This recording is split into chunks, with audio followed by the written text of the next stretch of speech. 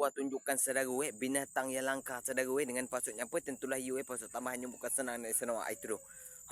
Apa tempat mikun ni binatang ni saudara? La ilaha illallah, ketua nampak lagi sini dia merang. Tadi ketua balik tu tak nampak dah saudara. Ini ketua pun nampak kat jalan ni saudara. Tengok.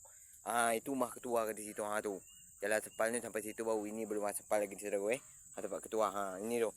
Binatang apa ni saudara? La ilaha illallah Muhammad Rasulullah saudara. Kau tengok. Lagi air mana ni keluar lagi saudara dari situ saudara. Dah masuk ke dalam dah saudara. Masuk ke dalam. Apa nama binatang ni saudara? La ilaha illallah Muhammad Rasulullah saudara. Apa nama binatang ni saudara? Ketua makan limau tu dia.